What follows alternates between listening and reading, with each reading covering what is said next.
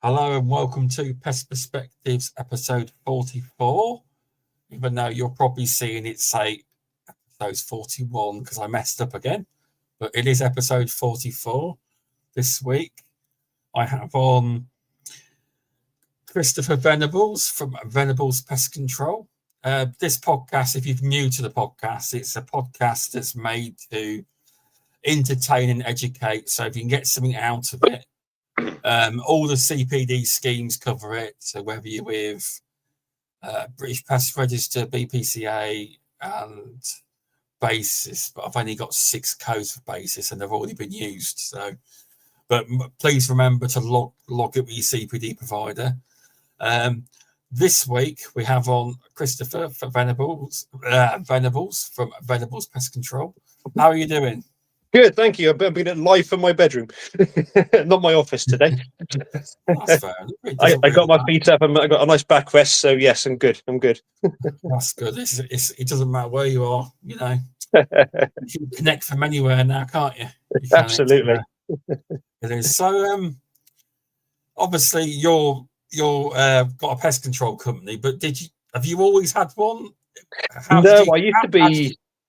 A while ago, before pest control, I used to be a gamekeeper. That was for a couple of years.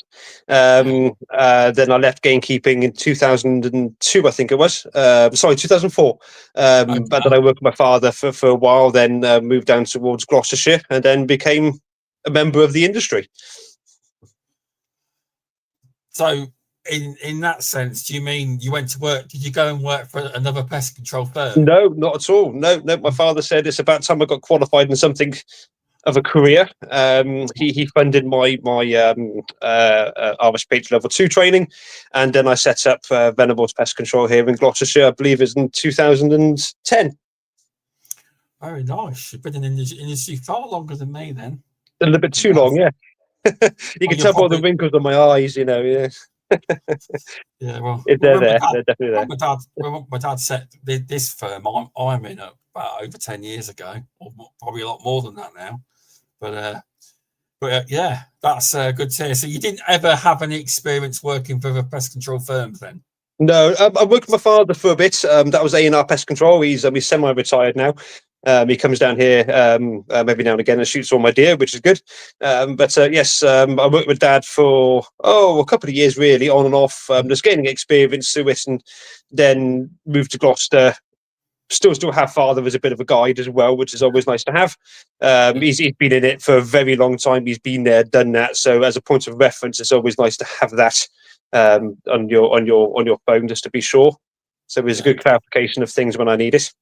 Right, so you're kind of, in a way, a little bit like me, because like a lot of people I speak to have all worked for big nationals and big and other companies, and so if you worked with your dad before, kind of like me in that sense. I've never actually worked for another. You work for your dad, but it's not like working for another firm, is it? No, not at all. No. The benefit of working with big firms is then you get the training provided, and then eventually you will move in your own direction. That's what everyone seems to do. They seem to go in to big firms, get all the qualifications, and after a few years, to go and set up by themselves. Yeah, it's a good way of doing it. Absolutely, but not everyone does, but some do. Yep.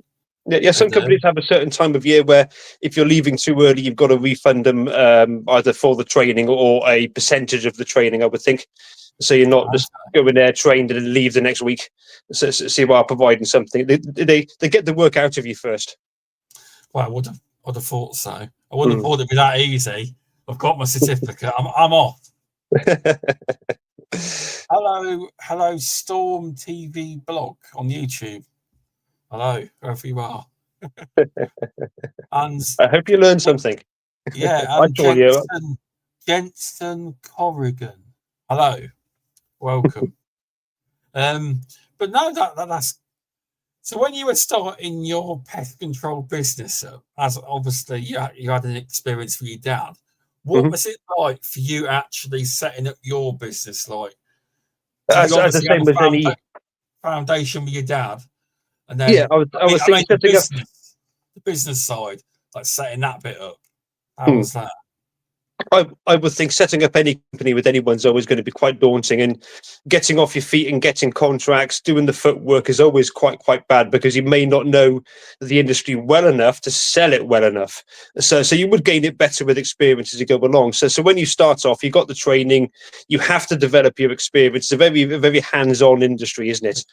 You can have all the qualifications, but I got my level 2 and my level 3. So, Oh, yeah, nice. but Level realistically, 3. the more experience you can get hands-on, the better it's always going to be for you. To even sell yourself, you have to know the industry well. Yeah, you do. Level 3, though, well done. You're part of the tiny percentage in the UK, so Yeah, it was well hard done. earned. I mean, I will admit I did fail it. I did, but then I obviously did it again, and I passed it. But I will admit that certainly. Yeah, but I think it's been a good road forward. I don't think any more training at the moment that I'm aware of.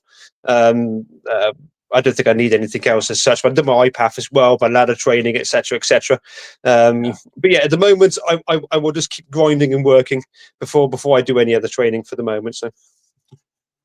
No, that's good to hear. That is obviously when you were like starting up. How did you go about trying to get work? Were you on like Google Guaranteed or website or word of Oh, mouth?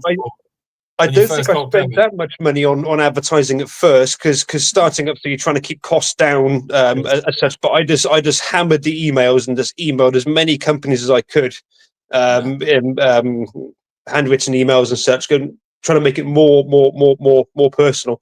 And then eventually you get a few takers. You are good, but you got to think of if you're getting 10 takers to go and look and see what they have, you may well get one or two, but at least you're starting to get them down the lines. And the more you get, the more confident you're going to be, and then you learn how to get them. You learn what would actually work to get these contracts to actually call you back, and you will get better at it when you are more experienced, and then you can fund more advertising. When I've got a good website, I do a lot of social media stuff. I think I'm on Google as well. I can't remember what listing I'm on Google that way.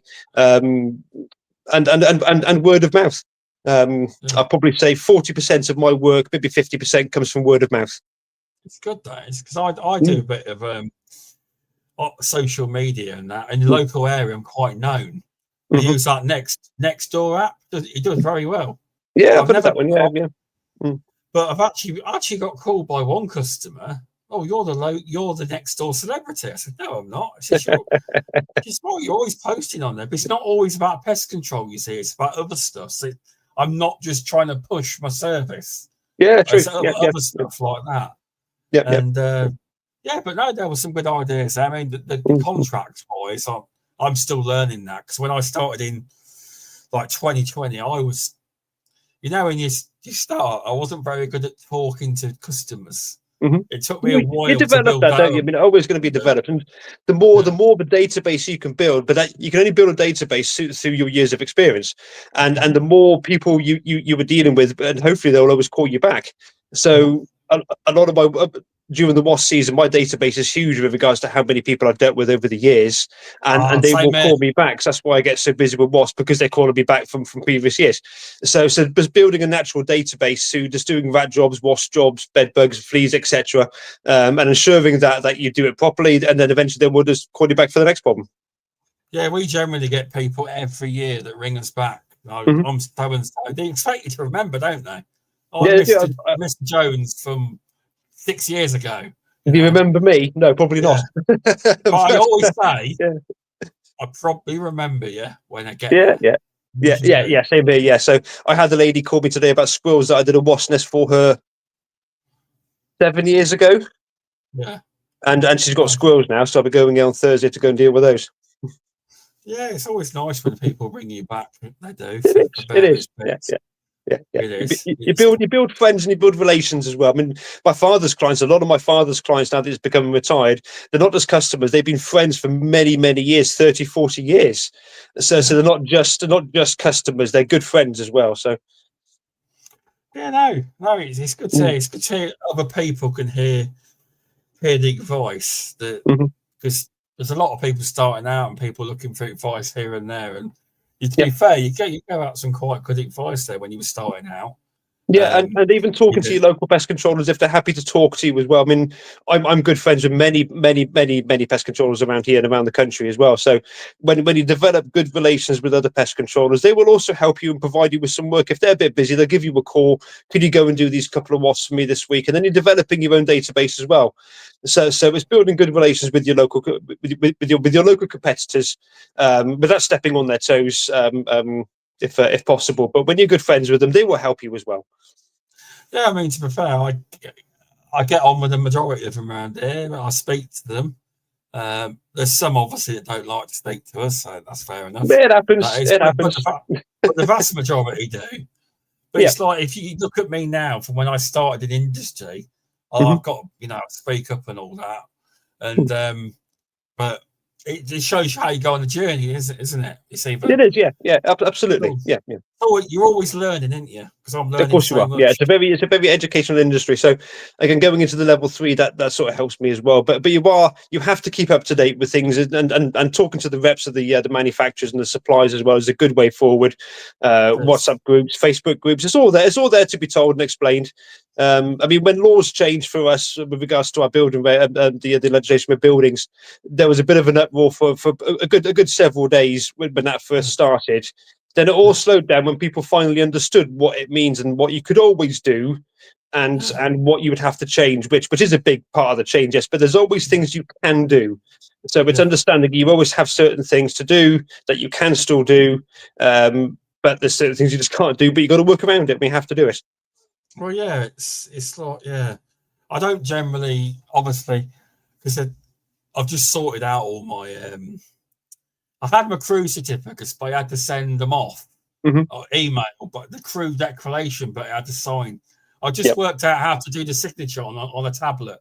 So I've sent them off now. It's a signing on a. I couldn't work out how to do it. I've sent them all off now. Yeah, good. Yeah, that's going to be the one. I mean, this month's probably going to be a busy month for that kind of people registering their points for the 1st of January. I believe I'm all sorted. I will check tomorrow just to be absolutely sure, but I think I'm all okay with mine. I hear it's keeping the pest suppliers very, very busy. I think it's going to, yeah. And there's probably going to there may possibly be a backlog. Hopefully not. I mean, going into the holidays and things, it may well be, but yeah, once you have them, if it hasn't been gone through and you know you have them and you can prove you have them, I wouldn't worry, because you can prove you've got the points and the crew points needed. And then if it's not registered by the 1st of January, don't panic. Just do it a little bit afterwards, and then you'll have it then. So just don't panic too much. There's a lot of people are still panicking about it now because I'll be honest. I see a post nearly every week, somebody asking on Facebook. Yeah, but I'm like, the information is everywhere. It's everywhere you could possibly think. Yeah. But if someone's asking the question, the best thing to do is just answer it honestly. Yeah. I mean, the one thing with social media I do find, especially when new people are coming into the industry, and I will recommend this, if anybody's listening now that's very new into the industry, if you have a question about pest control, it doesn't matter how silly it is, just ask it. I mean, you will get some silly answers, and you will get some people being sarcastic. Ignore them. Just go with the people who are answering the question, and just ignore that sarcasm that sometimes come with it, because all of us were at your position at one time. We were asking the same questions. Don't be afraid to do it. Sean and I can answer them. We're always happy to help anybody. And if you have a question, we would rather you do it properly and safely than potentially illegally and unsafe. Yeah. I mean, there's also, if you're with trade bodies, there's technical managers and the technical people that can help you. But equally, your pest supplier can actually help you if you ring them. Absolutely. As well. Yeah, so there absolutely. Is, or that's you what can they're there just for. speak to other pest controllers. Yeah, they want to tell you the right stuff, don't they? So they'll always help you. Yeah, well, the Facebook groups have got better over the years. Nowadays, they're so much better. Years ago, I think so. Yeah, I think so. They pile on you. Well, if I'm going to tell you what to do, I might as well come and do it for you. Yeah, silly comments like that. But it's not the case. It's not the point of it, is it? Really, because they're asking for help, and it's just good. Well, if they're always going to get those kind of answers, they're not going to ask for help, and things can happen. So they need to understand that, yes, ask the question, ignore the sarcasm, and read the ones that are nice and polite and to the point for what you need to do. So. No, that is fair points. It is. Mm. It is, but yeah, there's some great advice there in general. Yeah, just don't be afraid, because it's Yeah, absolutely. It's a everyone's here to complicated learn. time. Well, it isn't a minute. Nobody knows everything. Anyone who Nope. says they know everything Is lying. Yeah, there's people that have been in the industry 30, 40 years, so I don't know everything. Yeah, but it just when you got somebody who's been doing it again for quite a while, like myself, again, and other people. I mean, things have changed, and they also have to have an understanding that of what has changed in the industry now. For what you could do 20 years ago, you can't do now. So it's keeping up with the times that you have to understand that. Oh, it definitely is. So I hear off you personally that you do a lot of bedbug work. You do. I do enough. Yeah. I could do with doing less, but I can't resist it. I love doing them. So what's your? I'll be honest. I've had probably one person that's talked about bed. I've had Dr. Richard Naylor on here as well to talk about it. Well, I'm very lucky because Richard Naylor lives about 5 minutes from my house, so I am incredibly lucky. Do you get on with him? Pardon? Do you get on with him? Oh, very well. Yeah, absolutely. Oh, he's if he's listening now, hey Richard, how are you? If he is there, but he's filled in the gaps of bedbug work that I've asked him over the years, to a point where he's just an extraordinary man, and his wife as well, lady, obviously, of information to provide. He's filled in so many gaps. He's done chemical testing for me a few years ago. I just gave him a bunch of active ingredients and said, can you find out what works and what doesn't? I've got that data as well. I'll send that to you, Sean, later, the data that Richard gave me for that. And you could put that on your page. So it's showing the mortality rate of all these different active ingredients that we have. So he's a fantastic source of information where I've gained so much knowledge from Richard that he's just an absolute gentleman to do it. And he lives so local as well. But have you offered to give him a night off and sleep in the lab with the bugs? Oh, he does. Oh, so, yeah. Have you given him the night off and you say, "I'll sleep in there tonight"? Oh no, never. No, I don't think so. No, I don't know about that. But no, he's. I think he's been doing it for around 30, 35 years. I think it could be more, could be less, not too sure. But he's in my opinion the foremost expert on bed bugs on the planet, personally. So he has provided me and my colleagues with a lot of information and filled in a lot of gaps about bed bugs and how bed bugs work and how they operate. It's a very big understanding for us. It's one thing to apply chemically, to apply heat systems, but if you can understand the bed bug and how they work with males and females, where the females are moving away from male clusters because of their mating process, that can naturally move them around a room, even without a host to a point. But you've got to have a lot of bed bugs for that to happen, so sort of several hundred bed bugs for that to start happening. So understanding how bed bugs naturally move and operate is a very big thing to understanding and how you're going to solve a problem. Because if you're just applying chemically without understanding it, you're going to be there for a long time and keep on applying regularly. Whereas when you understand them better, you would know where to look more. You would know when you're getting dormant bed bugs coming back into chemical actions. And he's made me understand that maximum doses isn't necessarily the best way forward. Okay. No, I suppose, yeah. Yeah, so when you think of maximum doses to minimum doses, you want the bed bug to be in the chemical action as long as possible. So a maximum dose insecticide, when you're looking at alpha-cypermethrin, cypermethrins, or even piperonyl butoxide and things, it can have an irritant factor, so it can actually push them away from the chemical action for a time before the chemical gets less potent and less active, and then they're coming back into the chemical action more because it's not irritating them as much. So I'm not talking about applying minimum dose, around 30 mil if you're looking at Symmetrol potentially for that. So think of being in the sun for too long, you have to seek the shade. It's a similar thing. So if you're in the chemical action for too long, it's too irritable, then they're going to be seeking other areas where there's no chemical action or less of it. So less is more, certainly less is more. And my main three active ingredients are alpha-cypermethrin, fendona, piperonyl butoxide, and it's going to be cypermethrins, either Symmetrol, even Cytrol 40 as well. for those actions. And when you have applied chemically, when their bed bugs are coming into a chemically exposed area from a non-chemically exposed area, they are producing enzymes to break down insecticides. So they are doing that naturally. So that's more the resilience as opposed to the resistance side of it. So resistance, obviously, when they're fully resistant, their enzyme production is very, very advanced, and they can break down these products incredibly quickly and efficiently as well. So the slight resilience is when they have naturally, when they're breaking down insecticides through their enzyme production. So you want them to be in there as long as possible to have the most dose as possible. And the only way to get that is to have it on the minimum or half dose, the setting, really. And really, when they're being exposed to a chemical action, it's around sort of 10 to 12 days for them to actually obtain a lethal dose through those intermittent exposures. I can tell you do talk to Richard a lot. You know your stuff. But this is what I've learned from Richard, and this is why I'm very, very, very glad to have him and actually know him. He's filled in a lot of gaps throughout the years.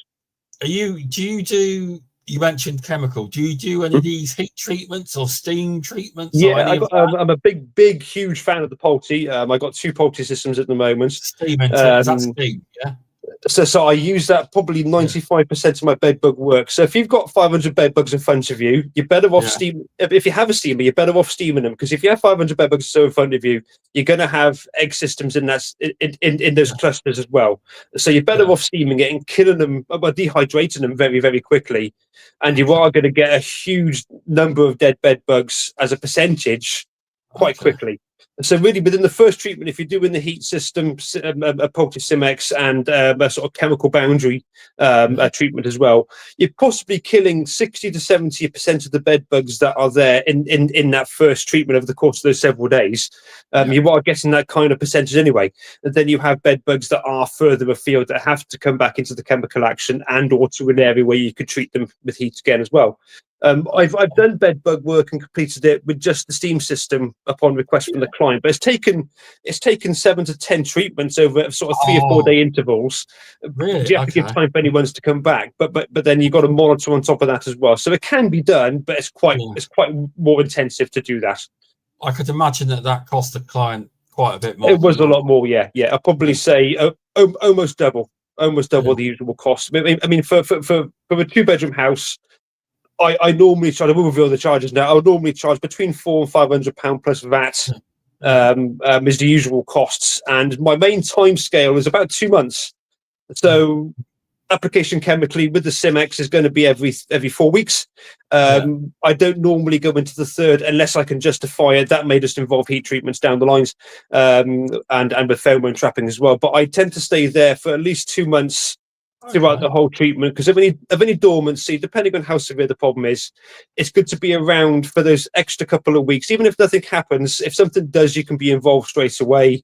And it's to ensure that the client knows you're there for that period of time, because of any dormancy, any eggs or any bed bugs you can't physically get to, they have to come back.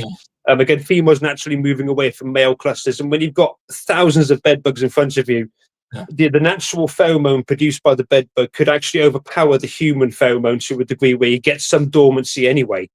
So you're going to have to get that pheromone thinned out over the period of time for them to reactivate again, to come back into the host area. And you have that a lot with rental properties. When somebody's moved out of a property where there's been bed bugs and they've gone dormant, somebody moves in over the 7-10 day period, they're starting to get bitten again when they're reactivating, and you get a wave effect. So you have bed bugs reactivating again, coming to the host, you kill them off, and you get quite periods of time for maybe a week, and then you get reactivations again. So it's like a wave effect coming in and out. So you've got to be there and to deal with that. So dealing with it on that principle of a rental property can take longer, because you have that kind of a wave effect of activation of bed bugs coming through. It does make sense. It does. So when you mentioned a 2 month period, you obviously mentioned that price. Surely that's not for the whole 2 months. There's got to be a bit more. That normally covers the sort of first month, when you got the first treatment, going to the second treatment, and depending on the conditions. I mean, the main monitoring doesn't take long. Once you know where to look and you're pretty efficient at looking around, it doesn't take too long at all. I mean, I may charge an extra £150 on top of that if there's really things for me to do. But usually there's probably one in five I'd have to charge a little bit extra on top of that just to do maybe another heat treatment together with a bit more monitoring to ensure. But it's reassuring the client that and they've been through a lot when it comes to bed bugs. They've probably spent thousands of pounds trying to do it themselves. So being there throughout that period of time just gives them a bit more trust in you to do the job well, and you're there to help if anything does change. Well, I think it's great, honestly. Are you part of that lady bedbug? No, queen bedbug. You know what I mean? The Queen, yes, I do know of her. She's very good. If she's listening, hello. She's got a Facebook group. Have you been on it? Yeah. I think it's Bedbugs UK. I think it might be something different, so I can't remember which one. But no, she's very good. Very good. Yeah. Oh yes. Because she gets a lot. She's actually banned bite pictures. She said because you can never really tell with it. I mean, bedbug bites potentially a line, flea bites clustered in any sort of sweaty areas, but it is very difficult to really say whether you're there directly and inspecting the bed. It could be other things, couldn't it? It could be allergic reaction. It could be mosquitoes. It could be fleas.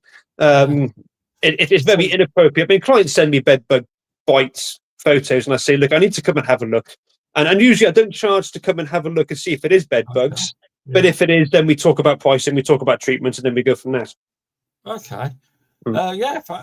Thanks, Jason from Ask Pest Control. He's got a question for you. Carry on. I'll have to go a bit closer with the phone, so you might see up my nose. I'll read it for you. Yeah. Do you use carpet theme attachment for the carpet or hard floors? I do. I have had really good results, especially on flea treatments. Yeah, well, he's made a good point there with hard flooring. So hard flooring is always a bit tricky when you're spraying, because technically, if you are applying chemically, it's good to get concentrations in between the boards. But you can make good vibration to hatch any kind of flea infestations with the hard boards. Getting the steam close and down into it, if you can get good pressure into it over the period of time, it will work really well. I've used this for moths on hard flooring. Good results as well with the steamer. So it's a very versatile piece of kit. So yeah, good. I've had good results. The attachments are good. You can get other ones, but keeping the pressure high is always the key for it. And the Simex system is not designed to be used quickly.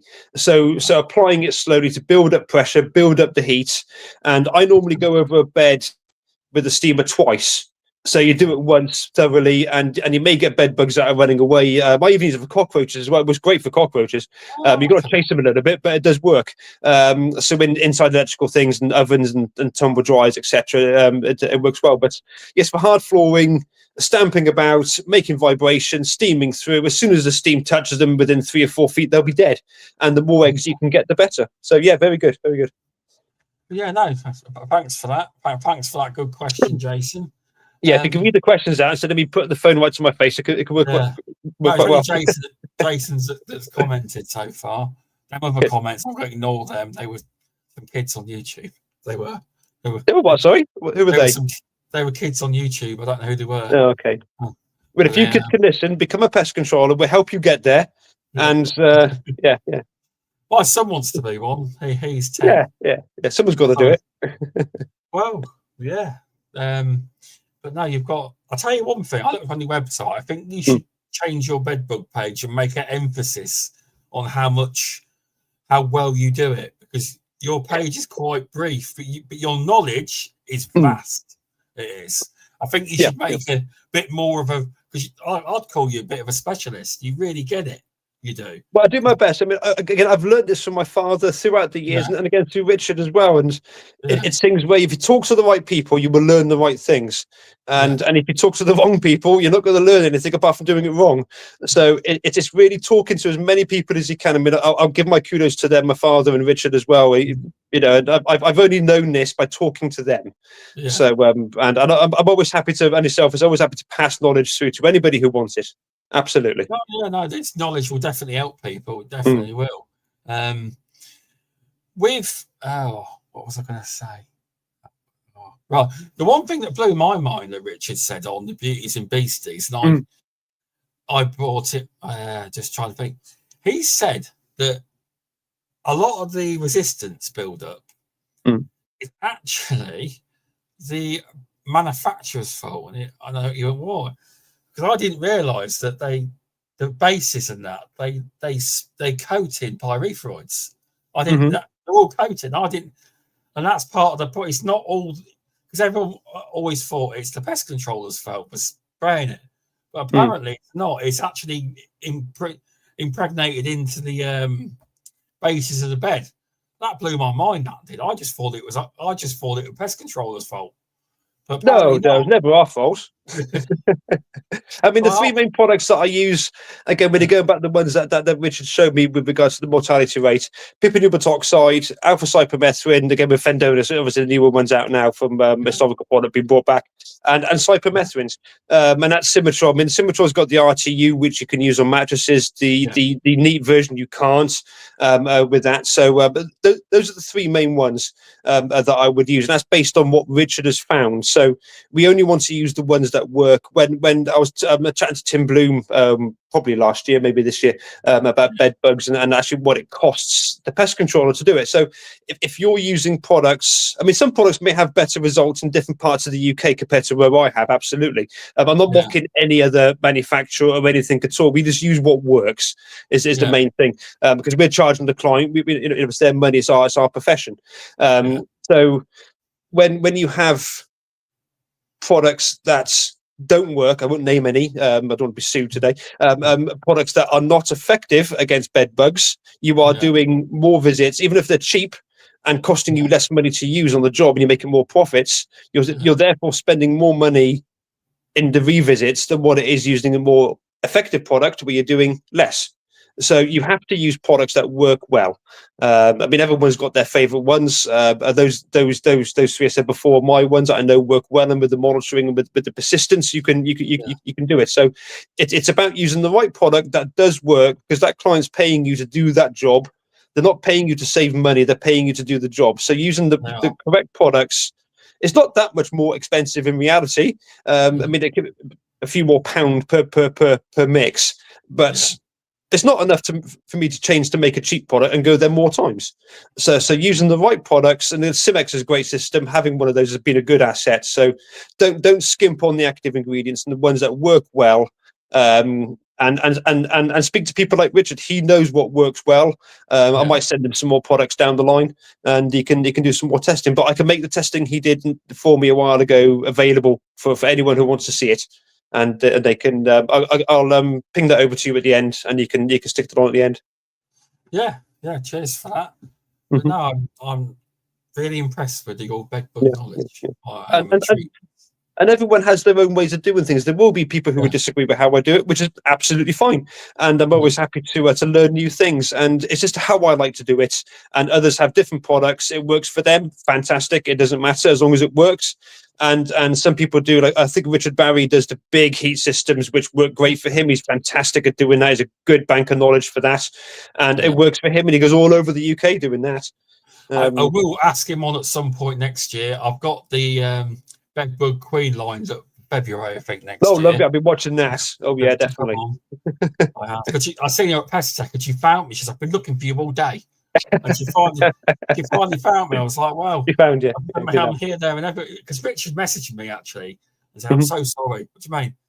He says, I did see you at Pest Tech, but he says, you look really busy. And I was surrounded by people asking me more questions. I says, don't worry. I says, it was a blur that day. It was a good event. Enjoyed it. Really enjoyed it. Yeah, I've never been to the BPC Pestex. Is it called? In March. Yeah, Pestex. Yeah. Next year. I'll be going down. I'll be there talking about Asian hornets. I'll be on one of the stands there doing that. So that'll be fun. I had a great time. You see, I've never been to that before. So never myself. Never myself. So it'd be my first time there next year.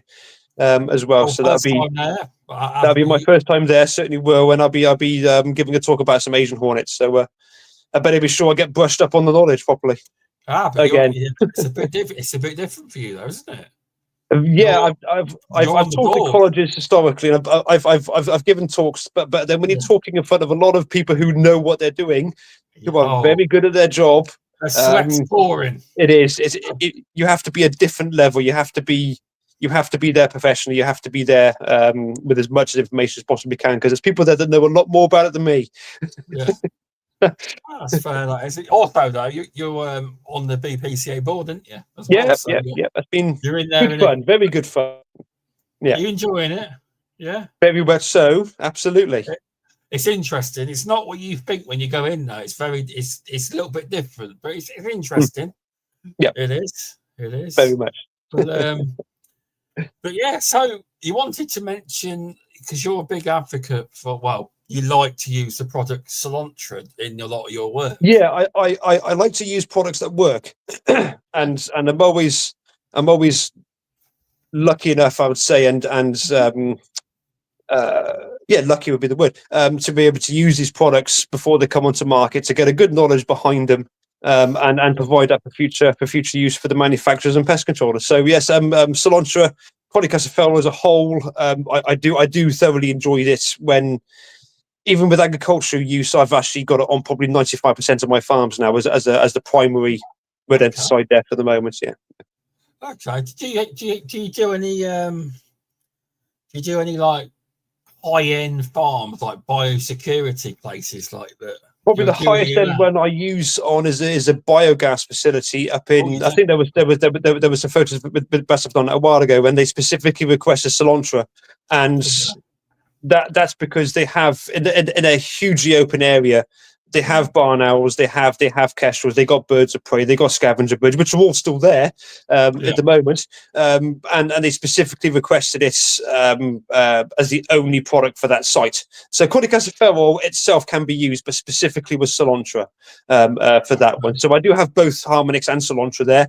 I do have both products there. I think most of it at the moment is reverted back to non-toxic, because many areas have shown little to no activity of rats for quite some time now, but it's a horrendously clean site as well, so that's got a huge advantage, because Cholecalciferol is very dependent on what the conditions of the competing food sources are.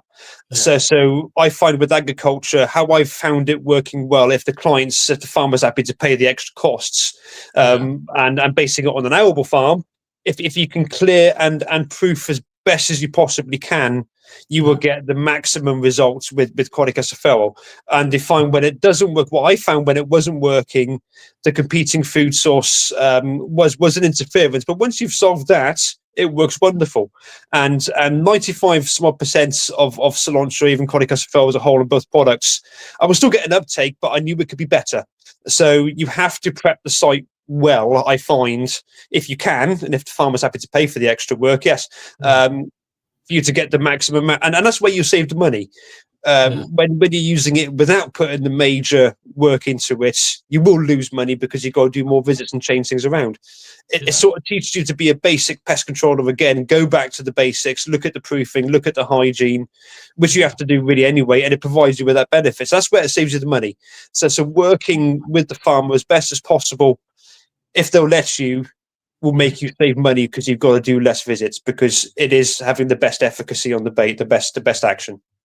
Well, that's a fair point. It is, if you get the farmer to work alongside. I mean, dairy farms are the worst. We all know dairy farms are hard to proof, because you've got so many open feed areas.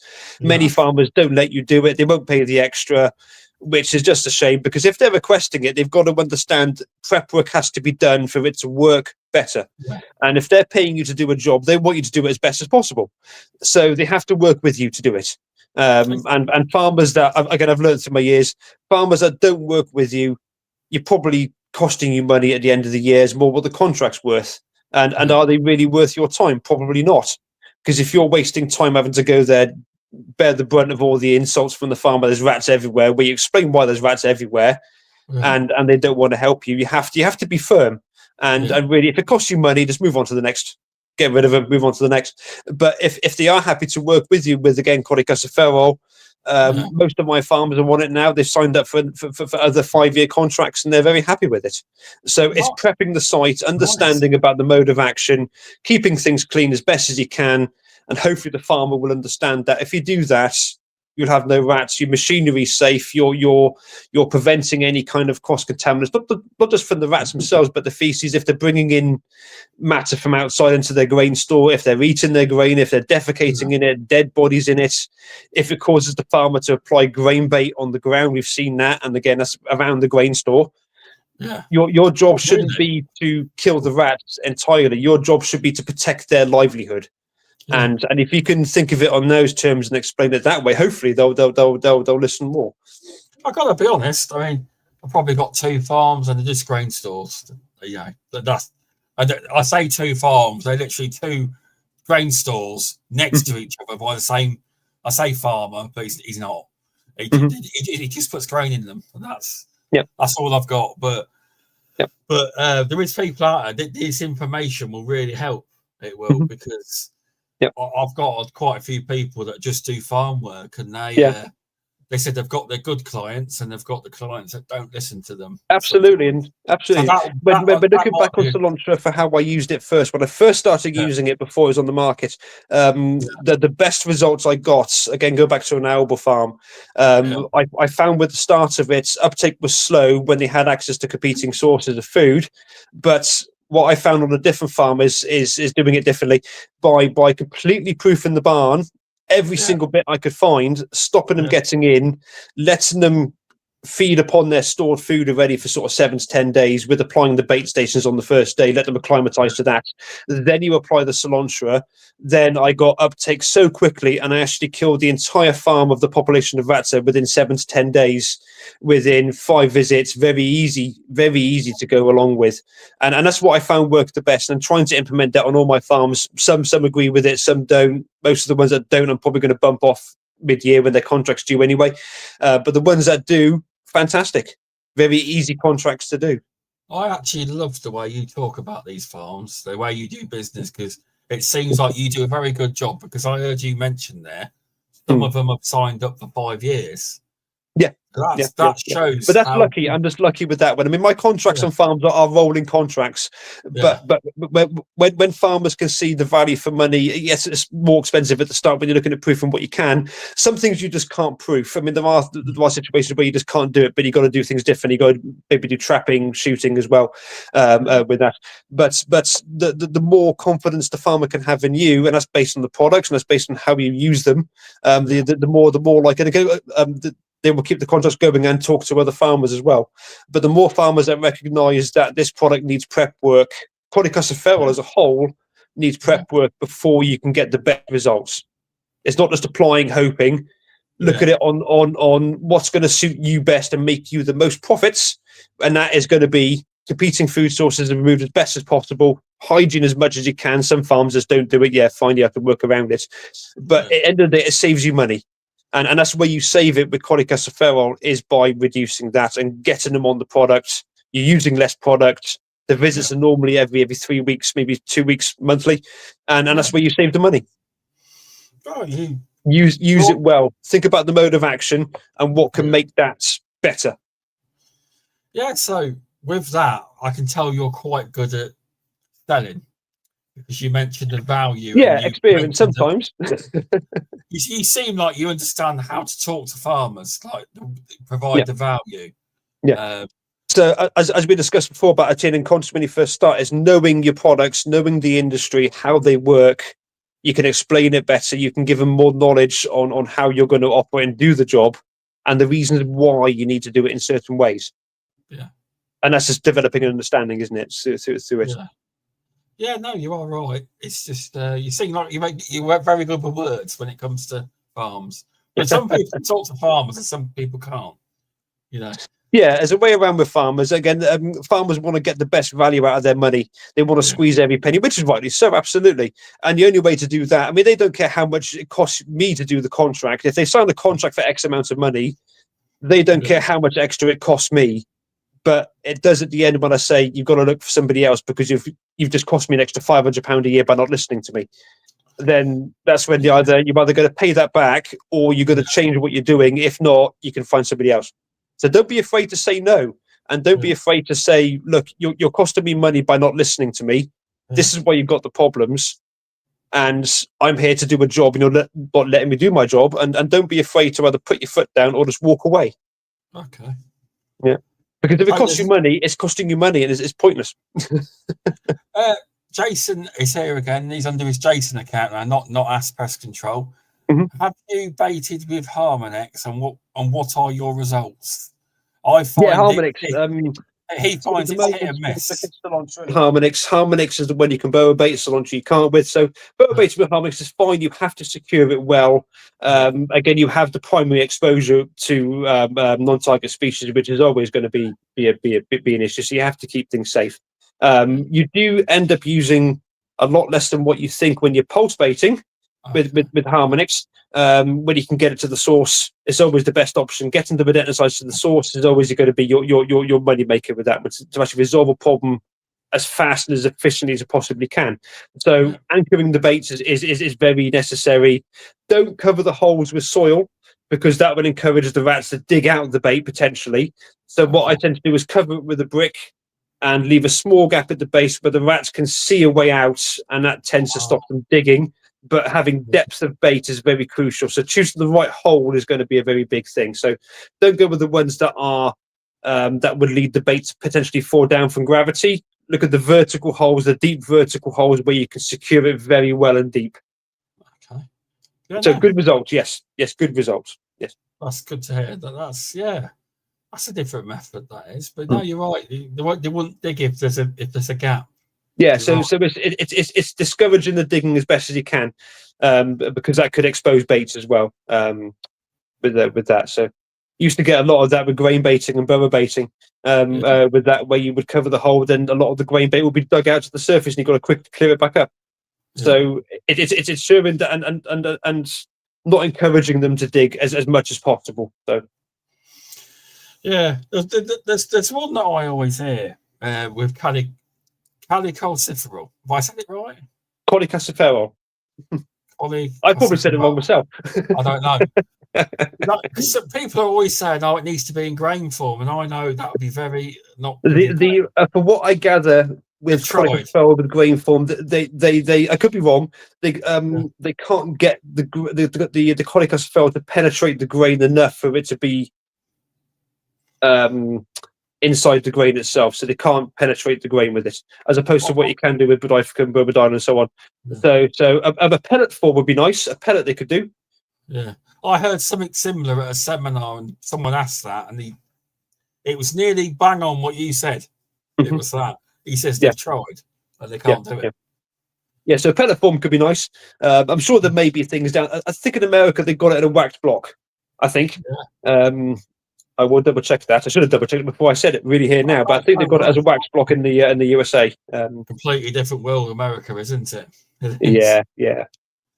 It is. It's a bit crazy. My American friends won't mind me saying that.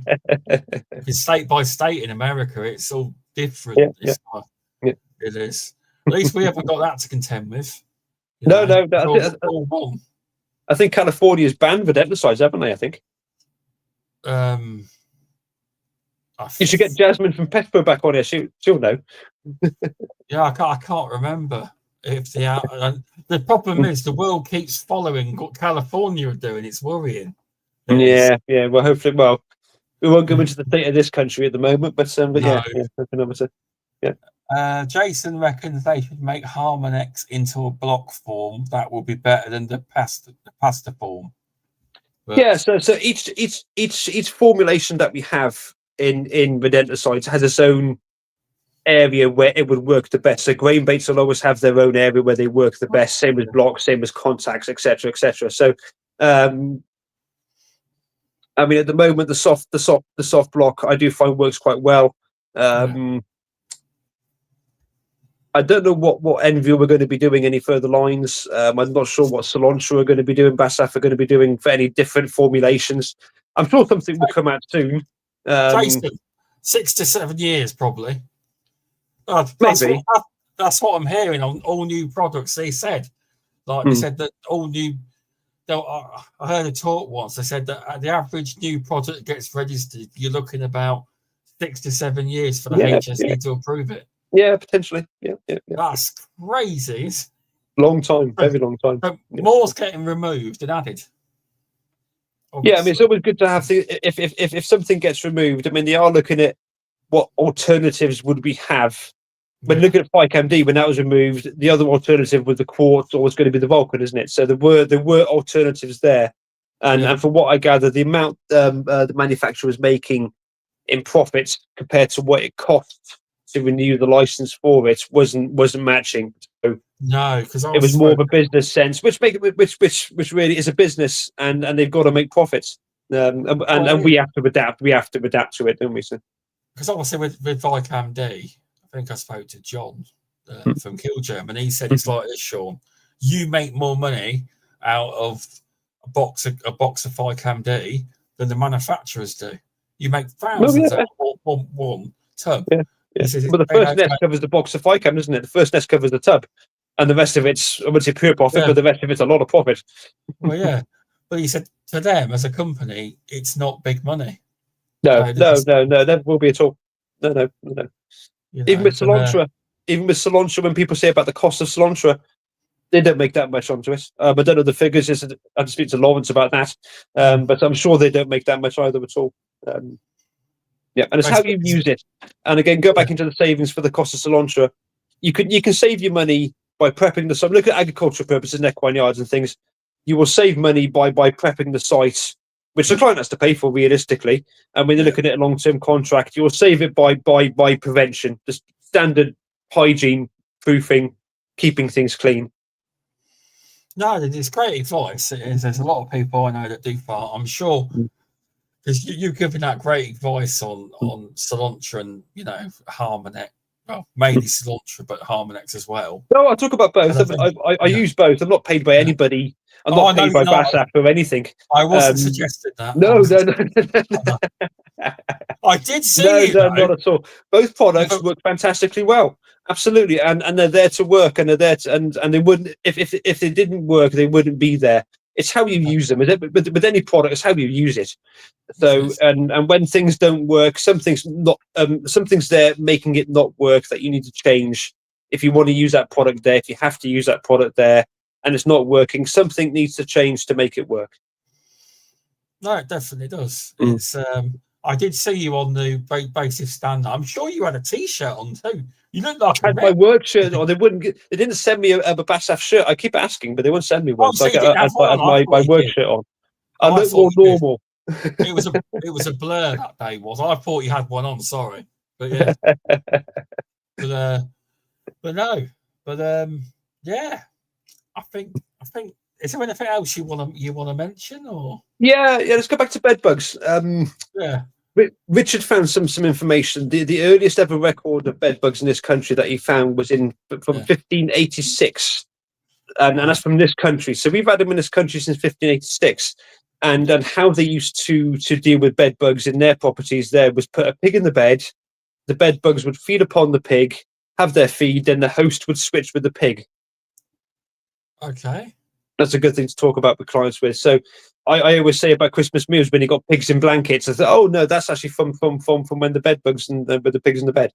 And most bed bugs, when you think of what we deal with in the UK, yes, we have our bed bugs that have been here since then and all year round, but so many bed bugs come from different countries that we need to know what insecticides would work against that strain of bed bug, that epidemiology of bed bug from that country to this country. So anyone who's listening, if you have bed bugs where you know they come from a foreign country, try and collect live samples, untreated samples, and send them into Richard, and he will do some chemical testing. And he will use that for his own database, and you will then know what would work, what won't work against that particular strain. That's a good thing he's doing there, because it helps everyone. It does. Absolutely, yeah. It does. It's because they are coming from all over the world. People are traveling. Absolutely. It only takes a few to jump on your luggage bag. Yeah, I had some. I went to New York before our COVID lockdown, and I actually had some on my suitcase when I got it back from Heathrow. So somebody's suitcase had bed bugs on it, which they transferred to mine through vibration or something, and I could see them on the conveyor belt. I thought, great, somebody's bought bed bugs onto my suitcase. So Yeah. Got Yeah, home, opened the back of the van up, got the steamer out, and steamed it for about half an hour before I took it in the house. So you didn't kill the bed bugs with your fingers just before? I did a few. Yeah. I did as many as I could in the airport. Yeah. And then got in my car, my van, drove home, and then I thought, well, I'll get the steamer out and steam them at 2 o'clock in the morning, steaming my luggage, put everything in the dryer. So it does happen. Well, yeah, it can happen. It can. It can. But yes, some great advice there. About is there anything else you wanted to chat about? Because God, yeah, that's for my real knowledge. I'm cautious of time because I wasn't sure how long you had. That was yeah. I got to stop in a few minutes and try to think of anything I can quickly say. I would say anyone new in the industry, if they have any queries, talk to me and Sean and anybody else you have there. Talk to your reps for the manufacturers, talk to the BPCA, MPTA, talk to us. We're all listening. We're all happy to help. Yes, we are two different membership organisations, but no, we are just normal people, normal pest controllers, and we're there to help. So that's true. Absolutely. So ask the questions. You won't know the answer until you ask the question. So go right ahead. And if you want to email me, message me personally, fine. If you got queries, just let them rip. I'll do my best to answer them as best as I can. No, definitely right there. You are. But yeah, thanks for coming on. That's all right. No problem. Who would you like to see on this podcast? If you I don't know, the Bedbug Queens one definitely. Richard's been on already. Robert Moon would be a good one. Speak to Robert Moon from France. Have a good chat with him. He's been on the Beauties and Beasties, so he might come on. Yeah, give him a shout. Yeah, he's a nice chap. Yeah, I think within the next, I think Asian Hornets eventually will be a pest control job here. Well, eventually, when you look at it, Asian Hornets, there's nothing against the law that says we can't treat them. Yeah. We can treat them, but the legal side of things is about the. A preface, I said eventually. I'm talking years to come. I'm not. Years to come, there will be something that we would just have to deal with. We will get lots of calls out. The legal side is obviously reporting the Asian Hornets through the database, the AOPH. There is that there, yes. When you look about our involvement with Asian Hornets, which should have been from the start, absolutely.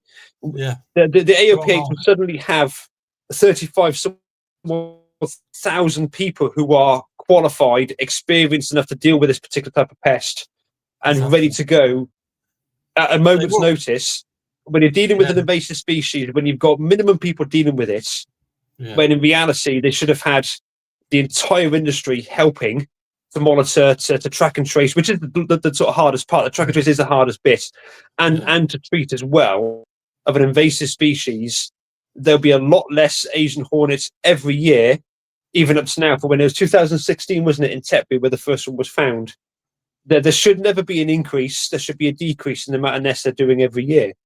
So they've got to think to themselves one day, we're going to need some more help with this. When it gets to thousands a year, like it is in Jersey, and so on and so on and so on, more people have to be involved. There has to be physically more people involved to deal with this. Oh, it does. But I think eventually they'll just admit defeat, and it'll become. Yeah, when they admit defeat, it's going to be too late. I'll be honest. I think they're already there. But yeah, absolutely. Yeah, I mean the nest numbers are increasing. When they increase and not decrease. I mean they're in Ireland now. They found them in Cork and near Dublin this year. Are they? Okay. Yeah, they found 2 nests. I think it was 2 nests. It could be more. So they're there now as well.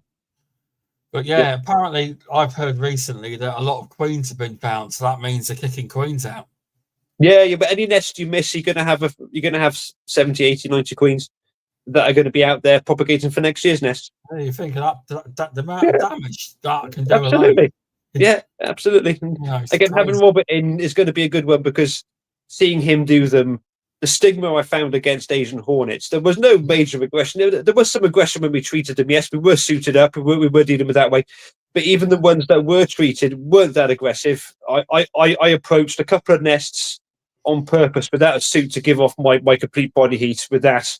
And there was no aggression at all. No, not at all. I was possibly a bit silly to do it, yes, but I did it on proving a point. And when you're finding nests, if you find them with a machete, you're gonna really pee them off. So And even when you treat them quickly. By the time you treated the wasp nest, you've treated it, you're done, you're having a cup of tea. And it's same with the hornets there, the Asian hornets. You treat it, you're walking away, and you're done. And the main part where you may get stung are the fallen ones from the insecticide. So, yeah, there's a bit of a stigma against them, and it's how you find them. They can be found with thermal cameras as well, thermal spotters. Robert did some recently, I think he put it on social media, where he was spotting them with thermal spotters, binoculars. So they can also be found that way. So quite active, yes, it's got to be quite active to do. I suppose it's a heat source, though. I've actually treated wasp nests like this in someone's. If you look from the outside, on this lady was living in front of her son's house, like in a little flat thing, mobile home, and you could see the wasp going in at the bottom. They were obviously going in the bottom. They're going up the top, and when I went in there, you could hear the nest was in the corner. So what I did was I got the thermal out.